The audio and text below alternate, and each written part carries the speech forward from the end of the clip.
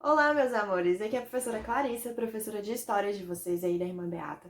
E eu tô passando aqui pra gente fazer uma revisão um pouco geral do nosso PET 2 de História. A intenção, a ideia, é que a gente consiga discutir algumas questões que estão no PET que talvez possa ajudar vocês na hora de responder, na hora de resolver essas atividades que vocês têm que mandar de volta pra gente, né? No caso de História, tem que mandar de volta pra mim. Então, eu recebi algumas dúvidas de alguns alunos e resolvi fazer esses vídeos para a gente discutir um pouquinho aí o que está sendo pedido e qual que é a matéria que está no PET 2 de vocês aí que vocês precisam estudar, tá? Na semana 1 do nosso PET 2, o que a gente vai ter são os estudos a respeito da Revolução Francesa e os seus desdobramentos. E aí a gente tem que entender a importância da Revolução Francesa na nossa história política em geral, né? Os desdobramentos que essa revolução vai ter, ou seja, as consequências do que aconteceu lá na França no final do século XVIII, essas consequências vão afetar diversas regiões do mundo inteiro, inclusive o nosso país, que é o Brasil. Quando vocês forem ver lá na semana 3 ou 4 do PET, por exemplo, a gente vai estar falando de alguns movimentos que aconteceram no Brasil que tiveram influência, inclusive, da própria Revolução Francesa, tá? Então, a primeira coisa que a gente tem que entender é o que é essa Revolução Francesa que a gente está falando, né? Quando a gente pensa a palavra revolução em história, ela tem um significado forte, ela tem um significado muito importante. Revolução é muito diferente, por exemplo, do que reforma. Quando a gente fala em revolução, nós estamos falando que essa sociedade que está passando pela revolução, ela está passando por transformações profundas nas suas bases, na sua estrutura.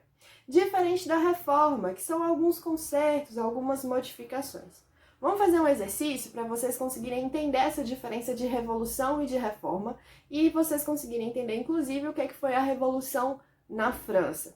Imagina que você está aí na sua casa e você começa a observar que a sua parede já está manchada, tem um pouquinho de mofo ali, tem um piso estragado, tem algumas questões pontuais da sua casa que precisam ser melhoradas para você viver melhor nela, né?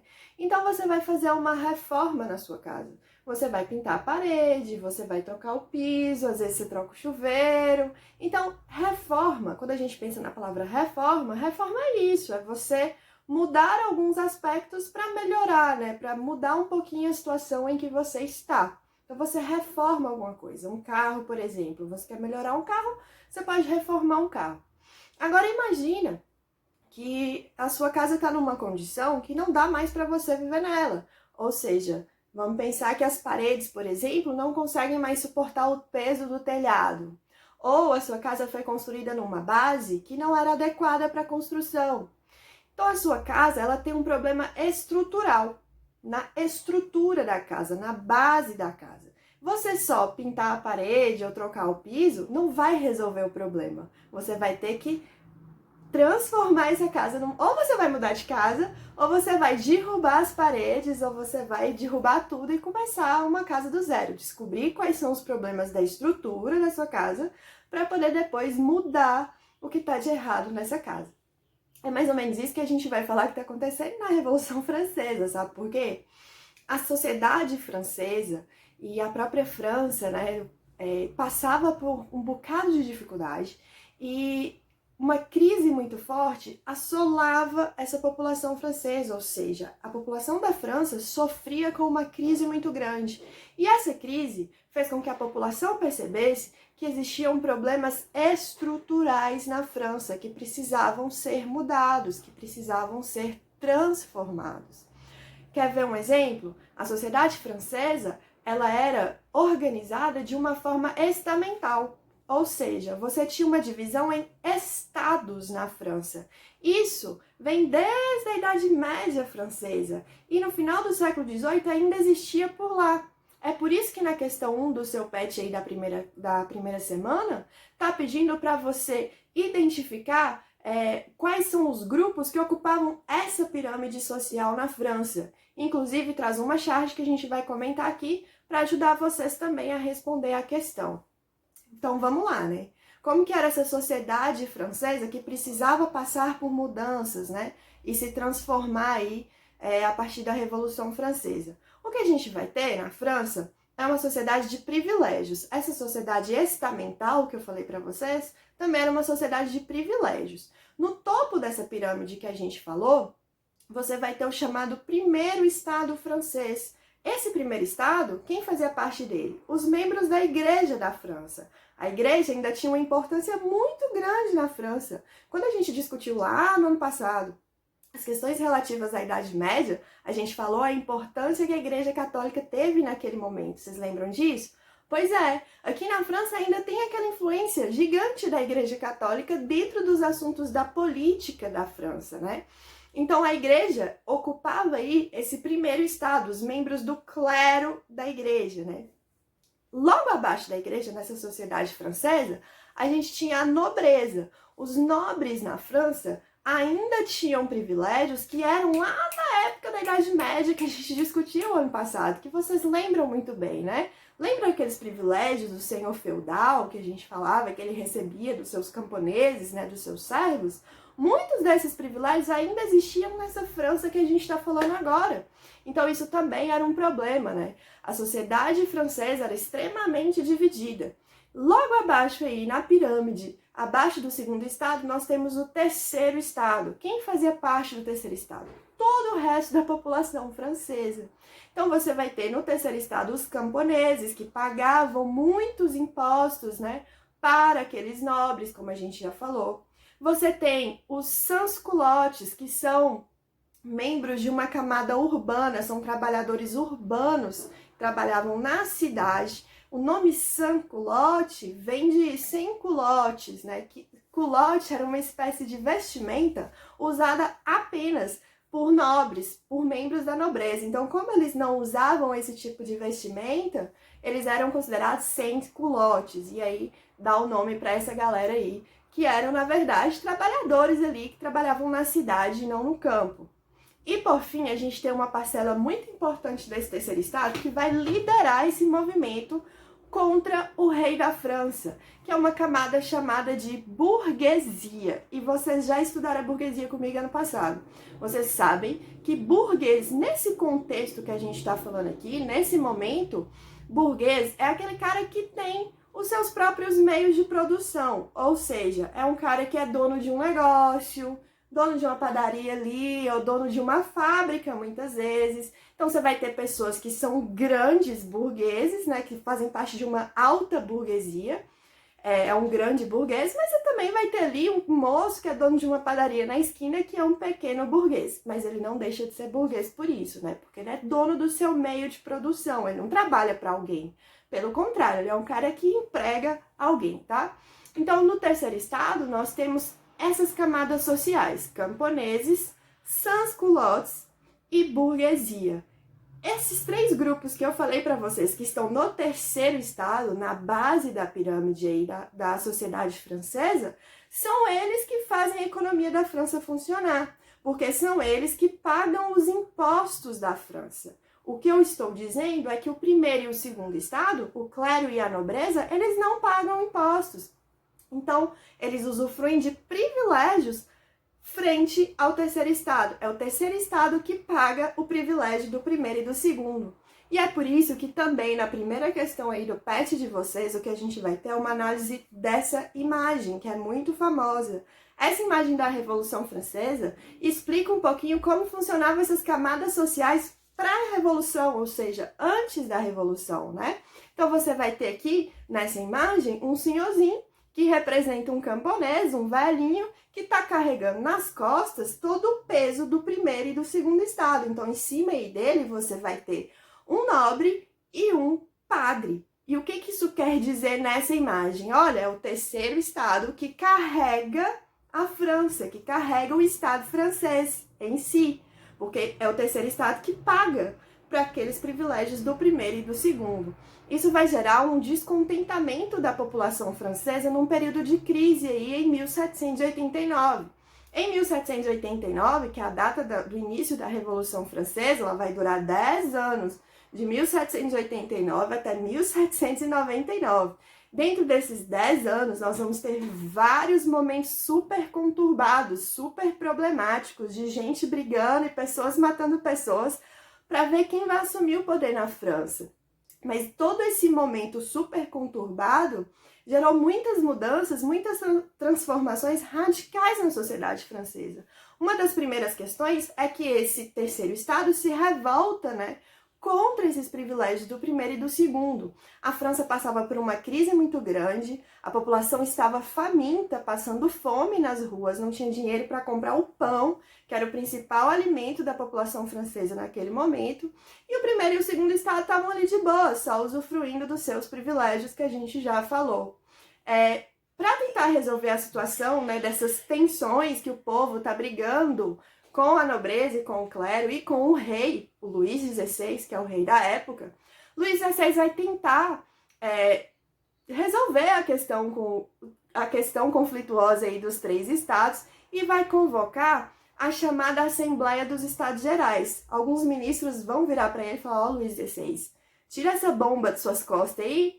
Então, se você não quiser resolver, joga a responsabilidade para os estados resolverem. Convoca uma assembleia. Uma assembleia nada mais é do que uma reunião de deputados para debater algumas coisas relativas ao estado, tá? Nesse momento. Então, você chama deputados do primeiro, do segundo e do terceiro estado para discutirem como que vai ficar a situação da crise, quem vai pagar pelos impostos, quem é que vai ser responsável, né, por manter a economia da França funcionando. Ele faz isso, ele chama os três estados para uma assembleia, só que aí a gente vai ter um problema. O terceiro estado, como eu já falei para vocês, era uma massa de pessoas, né? Você tinha muita gente no terceiro estado. O primeiro e o segundo estado, poucas pessoas. Vocês viram na pirâmide social lá atrás que eu mostrei para vocês. Dentro dessa lógica, óbvio que o terceiro estado em uma votação sempre venceria, porque tem mais pessoas representantes ali do terceiro estado. Isso vai acontecer na prática? Não, sabe por quê? Porque a regra do jogo era a seguinte: ao invés de ser voto por pessoa dentro da Assembleia, nós tínhamos na época um voto por estado. Então não era cada pessoa dando o seu voto igual a gente faz hoje, sabe? Mas sim cada estado declarando o seu voto. Então no final você tem 3 votos. Qual que é o problema disso, gente? Óbvio que primeiro e segundo estado votam juntos, porque eles têm os mesmos privilégios e querem garantir que esses privilégios continuem existindo, né? Então eles votam juntos e derrotam o terceiro estado nessa votação. O terceiro estado vai aceitar isso? De forma alguma, não vai aceitar. E o que vai acontecer nesse momento? O rei, com medo de começar, né, uma briga ali entre esses deputados primeiro, segundo e terceiro estado, vai fechar a Assembleia, os deputados do terceiro estado vão sair e o rei vai trancar a salinha lá de onde acontecia. O rei não, né? Ele vai mandar trancar a salinha ali de onde acontecia a Assembleia. Aí os deputados do terceiro estado vão virar e falar assim: não, peraí, não vai ser assim não. Nós não vamos pagar pelos privilégios do primeiro e do segundo estado. Nós não vamos carregar a conta da crise da França nas nossas costas sozinhos. E aí o que eles vão fazer se a Assembleia estava fechada? Eles vão invadir uma sala do lado do grande salão principal da Assembleia. Essa sala era conhecida como a sala do jogo de tela, que seria um jogo da época lá de gente rica, né? Então era um grande palácio, tinha a sala da Assembleia, do lado tinha essa sala de jogos lá, onde os membros do terceiro estado, representados pela burguesia, entraram, se trancaram lá dentro sozinhos e começaram a sua própria assembleia. Viraram para o rei e falaram assim: olha, a gente tentou dialogar para a gente redistribuir a conta da crise, né? Para a gente conseguir fazer com que os impostos pesassem menos para todo mundo. Já que não deu certo, agora a gente vai entrar em assembleia sozinho e nós vamos começar a fazer uma constituição para a França. Essa assembleia ficou conhecida como Assembleia Nacional Constituinte, porque era uma assembleia para fazer uma constituição, ok? Nesse momento que eles se fecham lá dentro, o rei vai ficar, né? Não pode, vocês estão doidos, eu que mando. O rei até então era um rei absolutista. Ele tinha todos os poderes na mão dele. Lembra que a gente discutiu o absolutismo ano passado também? Pois é, o rei tinha todos os poderes na mão dele. Óbvio que ele não ia aceitar que esses deputados da burguesia começassem um movimento contra ele, fazendo ele assinar uma constituição. Só que aí, o que vai acontecer? Ele vai tentar expulsar essa galera de dentro da sala dos jogos de Pella, mas ele não vai conseguir. Por quê? Porque a população francesa também apoiava os deputados do terceiro estado, afinal de contas, eles também eram do terceiro estado, e eles pegaram em armas para defender a Assembleia Nacional Constituinte. E aí que está uma grande questão nessa história, porque para defender a Assembleia Nacional Constituinte, aqueles deputados do terceiro estado, eles tinham que ter armas, né? Eles tinham que formar um exército, uma guarda, pelo menos. E, claro, né, eles não faziam parte da nobreza, eles não eram de um exército organizado. Então, o que eles fizeram? Eles foram até a prisão do rei, que era uma prisão política, ou seja, onde o rei mandava os seus inimigos políticos, perseguidos políticos, mandava para lá. Essa prisão, esse castelo onde ele mandava essas pessoas se chamava Bastilha. Esse povo foi lá, invadiu a Bastilha, matou o guarda que ficava lá e pegou toda a pólvora e armamento que tinha por lá. Esse episódio ficou conhecido como a queda da Bastilha. E por que ele é muito importante? Porque a Bastilha, no final das contas, ela representava o poder absolutista do rei. Era para lá que o rei mandava quem discordava dele. Nesse momento que ela é invadida, nem tinha muita gente lá não vou mentir para vocês, não tinha quase ninguém na Bastilha. Mas por que isso é simbólico? Por que isso tem muita força política nesse momento? Porque é como se o povo batesse no peito e falasse assim, olha, nós não temos mais medo do rei, nós não obedecemos mais o rei. Ou ele vai fazer a nossa vontade, ou a gente vai tomar o poder à força. É essa a mensagem que está passando, que o rei agora não tem mais poderes absolutos e que não adianta, o povo está tomando o poder na França, certo? Pelo menos era o que parecia num primeiro momento, né, que o povo estava tomando o poder na França. A gente sabe que são os deputados da burguesia que vão, na verdade, conduzir a Revolução Francesa daí para frente. Mas a queda da Bastilha marcou esse episódio.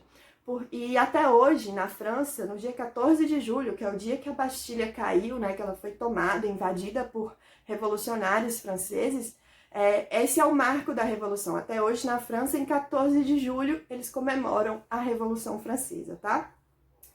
Se o rei, né, agora não tem mais esse poder absoluto, ele vai ter que jurar uma Constituição, gente. Constituição é um conjunto de leis que existe, é um conjunto de leis pensado por deputados que representam, em teoria, o povo e que todo mundo tem que obedecer. Então, não só por deputados, né? É um conjunto de leis pensado, no caso do Brasil, por exemplo, a nossa Constituição foi pensada por várias pessoas, vários participantes da nossa sociedade.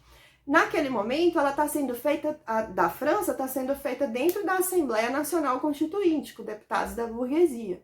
Então, essa Constituição está lá sendo feita e o rei vai ser obrigado a assinar e jurar essa Constituição. Ou seja, o poder dele não é mais ilimitado. Existe a Constituição que barra o poder dele. Ele não pode fazer nada que não esteja previsto na Constituição ou não pode fazer algo que esteja proibido na Constituição, ok? Além da Constituição, nós temos um grande documento também que foi pensado e feito nessa época, que é muito importante na nossa história política, que é a Declaração de Direitos do Homem e do Cidadão. E tem muita importância nesse processo todo, porque a partir da Declaração de Direitos do Homem e do Cidadão e dessa Constituição que vai sair na França depois, os privilégios na França vão acabar. Aquela divisão em estados que a gente falou lá atrás, ela vai deixar de existir, certo? O que não quer dizer que todo mundo vai passar a ser igualzinho, mas acaba com aquela diferenciação entre primeiro, segundo e terceiro estado. Por que eu estou dizendo que nem todo mundo vai ser igual? Quando a gente fala que é uma declaração de direitos do homem e do cidadão, é isso mesmo, é do homem cidadão francês. Nesse primeiro momento, por exemplo, essas determinações não vão afetar as colônias, por exemplo, né? A França tinha colônias, dominava regiões, assim como Portugal dominou o Brasil por muito tempo. Um exemplo é o Haiti. O Haiti foi da França por muito tempo. E no Haiti, por exemplo, tinha escravidão igual teve no Brasil.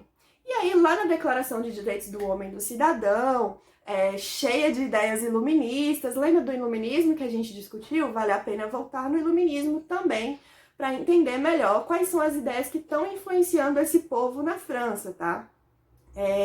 Então, lá na Declaração de Direitos do Homem e do Cidadão, tá lá todas aquelas ideias de igualdade, liberdade, fraternidade. Mas para quem? Para o homem francês, porque vai continuar tendo escravidão. Escravidão nada mais é do que um atentado à liberdade de povos que foram retirados e trazidos de África para a América, né, para trabalhar nas colônias desses países europeus. Então, esse direito ele é limitado ao cidadão francês. Quando a gente fala cidadão, a gente tem que perguntar quem a gente está tratando como cidadão nessa história, né? Então isso é muito importante. Uma outra questão importante que está sendo discutida no PET de vocês são as mulheres, né? As mulheres na Revolução Francesa e na Declaração de Direitos do Homem e do Cidadão. As mulheres também ficam de fora dessa declaração, né? Não tem nenhum direito garantido às mulheres, como, por exemplo, o voto. Mulheres não podiam votar na França mesmo depois da Revolução Francesa. E as mulheres participaram muito ativamente da Revolução. Elas foram atrás do rei, do Luís XVI, pegaram ele à força e trouxeram ele de volta para Paris, para ele ver como estava a situação do povo, né? E na hora que a Revolução aconteceu mesmo, e que o rei, né, começou a perder seus poderes, as mulheres não foram muito beneficiadas com isso. Na verdade, os homens é que tiveram aí, né, mais vantagens com a Revolução Francesa.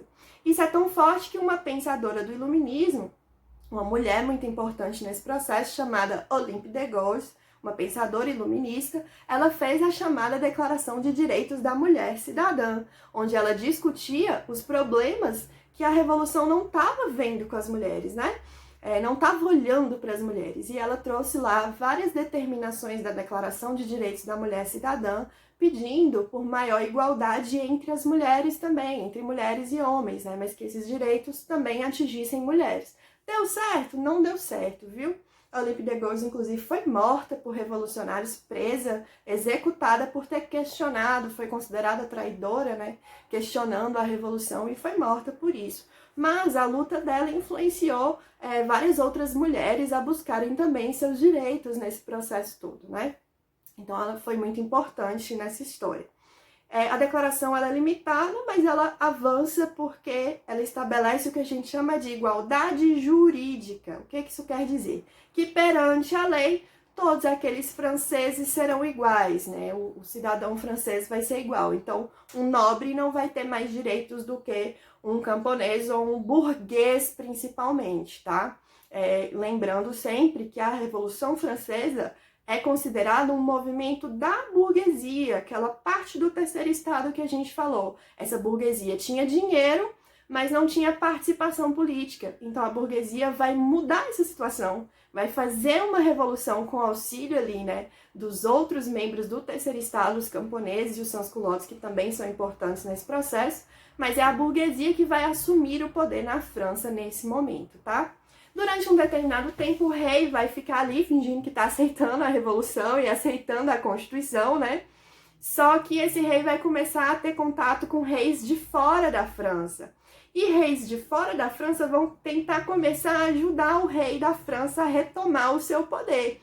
Por que, Clarissa? Por que esses reis de fora da França estão preocupados com a situação da França? Porque eles morrem de medo do que o que aconteceu na França chegasse também. Passou uma moto ali. O que aconteceu na França chegasse também aos seus países. Quer ver um exemplo muito forte de intervenção que estava tentando ajudar o rei francês? A própria Áustria. A Áustria tinha um rei absolutista e tentou ajudar Luís XVI a retomar o seu poder, morrendo de medo que a revolução chegasse por lá também. E o rei Luís XVI vai tentar fugir para a Áustria, inclusive. Ele vai se vestir de pessoa comum, tirar todas aquelas roupas chiques de rei, vai vestir uma roupinha marromena ali, né, de uma pessoa comum da cidade e vai tentar atravessar a fronteira. Só que no meio desse processo, ele vai ser capturado e reconhecido. E aí acabou pro rei, gente, porque a população francesa vai perder todo o respeito que ela tinha pelo rei. Vai começar a considerar o rei como um traidor da nação, né? Afinal de contas, ele estava abandonando o seu país num período de dificuldade, enquanto outros países estão ameaçando invadir a França, né, para acabar com a revolução. Nesse momento que o rei perde os seus direitos, que ele deixa de ser rei, porque ele vai deixar de ser rei, ele vai ser preso, depois ele vai ser executado na guilhotina. A guilhotina é aquele negócio usado para cortar cabeças de pessoas durante a Revolução Francesa. Como não tem mais rei, como é que fica a situação da França? E agora, Clarissa, não tem mais rei. Quem vai governar? Já que não tem mais rei e não vai ser mais a família real que vai governar, a gente vai ter o fim da chamada monarquia francesa. Então, a França começa lá em 1789 com uma monarquia absolutista, um rei que tem todos os poderes. Aí o rei tem os seus poderes limitados porque é feita uma constituição. Passa a ser uma monarquia constitucional. O rei não é mais absolutista, ele tem que obedecer à Constituição. Só que aí o rei tenta fugir da França, é preso e perde a sua coroa. Não tem mais monarquia. Qual vai ser o sistema político? Qual vai ser o regime político? Uma república, certo? E república é muito diferente de monarquia. Na monarquia do período, o rei era dono de tudo, né? Ele não era absolutista. Agora não. Agora as coisas são do povo, e aí você vai ter lideranças que vão administrar em nome do povo, certo? Você vai eleger pessoas, inclusive, né, para poder administrarem as coisas do povo. Não é mais o rei, agora é uma república. Ó, como é que mudou? Acabou um sistema inteiro que durou séculos, e agora começa um novo tipo de regime, um novo tipo de sistema político, né? Então a gente tem uma revolução acontecendo. O rei tá fora. Quem vai governar a França? Quem são essas pessoas que vão administrar a França, né? A República Francesa? Nós temos dois grupos principais de deputados que ocupavam a chamada Convenção Nacional, aquele parlamento francês. Dois grupos principais. Um desses grupos é conhecido como jacobinos. Os jacobinos eram considerados os mais radicais da Revolução. São os pequenos burgueses, médios burgueses, uma galera que tem grana, mas não é a mais ricona do negócio. E os jacobinos também estavam muito próximos de grupos pequenos, de camadas, né, sociais menos favorecidas na França, como, por exemplo, os chamados sans-culottes, que eu falei, os camponeses. Então, os jacobinos, eles são mais radicais porque eles queriam mais transformações na França, né? Eles queriam mudar um pouco mais ainda a situação da França. Do outro lado, do lado direito da convenção, os jacobinos se sentavam do lado esquerdo, tá? Da convenção. Do lado direito se sentavam os girondinos, e esse grupo era mais conservador. Eles não queriam tantas mudanças, eles não queriam nem tirar o rei do poder, inclusive, eles só queriam a Constituição. Os jacobinos não, os jacobinos queriam tirar o rei e começar a república, e começam a república, né? Mas os girondinos eram mais conservadores no sentido que eles não queriam transformações tão profundas assim. E no meio, né, desses dois aí, nós temos a planície, ou pântano, que é um grupo de centro ali, que tem um jogo político meio de ir ali com quem tá no poder, tá? São menos radicais também, mas tendem a mudar de lado o tempo inteiro. Por que isso é importante? Porque hoje, quando a gente fala que a gente tem partido político de esquerda e de direita, talvez você já tenha ouvido falar isso em jornal, os pais de vocês, alguém falar de partido político de esquerda e de direita, de onde que vem essa ideia de esquerda e de direita? Lá da Revolução Francesa. Esquerda eram os jacobinos mais radicais, mais ligados também às classes trabalhadoras, né? Como os sans-culottes, que trabalhavam para burgueses muitas vezes, né? Então eles queriam uma transformação um pouco mais profunda na sociedade. E quando a gente pensa em partidos de direita, onde que vem a nossa referência lá atrás? Óbvio que isso mudou muito, viu, gente? Não é a mesma coisa, mas de onde que vem esses nomes lá da Revolução Francesa?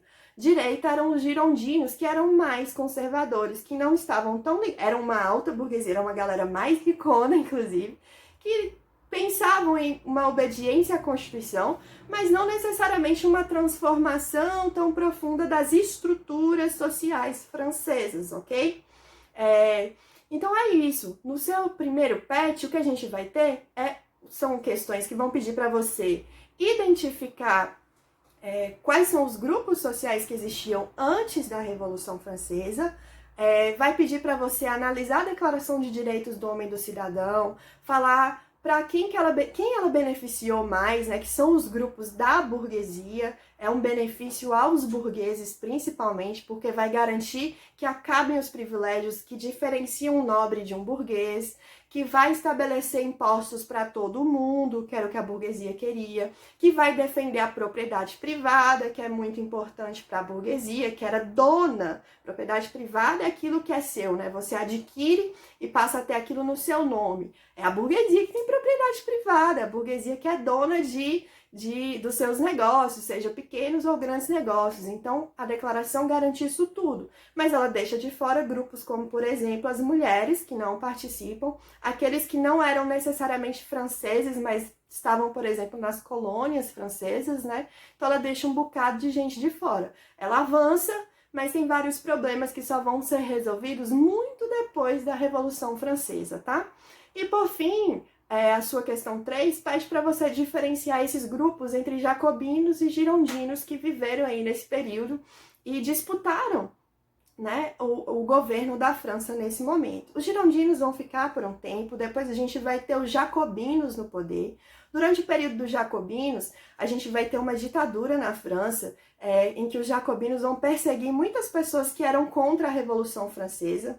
Então, essas pessoas que eram perseguidas e eram condenadas, elas eram executadas em praça pública, assim como o rei foi. E esse período ficou conhecido como o período do terror por causa disso. Morreu muita gente durante esse período. Mas, ao mesmo tempo, no período dos jacobinos, é quando os sans-culottes vão ter mais avanços, né? Mais demandas atendidas pelo governo francês, dos jacobinos. Porque, por exemplo, no período dos jacobinos, o voto vai passar a ser para todos os homens, independente da renda que essa pessoa tenha. Os girondinos não aceitavam isso, eles queriam voto dependendo da renda da pessoa, o que a gente chama de voto censitário.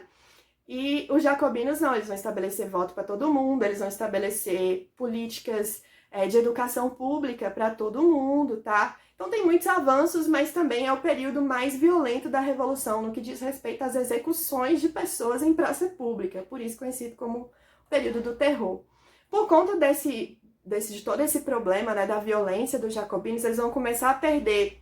Eles tinham muito apoio popular porque eles defendiam a França, eles estavam muito ligados aos grupos de pessoas que formavam o exército que eu falei lá atrás para vocês, para defender a França e defender a França contra invasões estrangeiras. Então eles tinham apoio durante muito tempo. Mas aos poucos, com essas perseguições, com essas mortes em praça pública, e também pelo fato da crise não ter passado, né, o povo ainda estava com dificuldades, a França ainda passava por problemas financeiros, os jacobinos vão perder a sua influência e os girondinos vão assumir o poder, iniciando a última fase aí, né, da Revolução Francesa, onde os girondinos vão estabelecer o chamado diretório, que é quando a França vai ter 5 diretores que vão dirigir a França, né, vão governar a França nesse momento. O diretório também não vai ter muito resultado no que diz respeito à economia. A França ainda passava por dificuldades. E tudo isso só vai acabar quando surgir uma figura muito forte, apoiada pelos girondinos, inclusive, que vai tomar o poder, colocar fim à Revolução Francesa e iniciar um império, um novo império na França. Esse cara ficou famosíssimo por lá, ele chama Napoleão Bonaparte. Mas isso provavelmente vai estar no próximo patch de vocês e a gente comenta depois, ok? Por enquanto é isso. Qualquer dúvida, vocês podem me mandar mensagem que a gente conversa, a gente tira as dúvidas, tá? Um beijo e muitas saudades de vocês.